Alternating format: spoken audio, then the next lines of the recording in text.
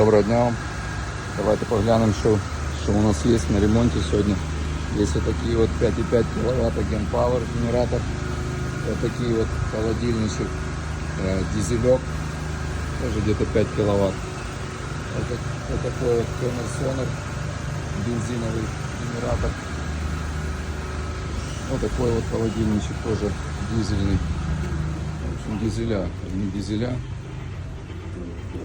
И есть вот такие вот еще тоже холодильнички, уже в разобранном состоянии.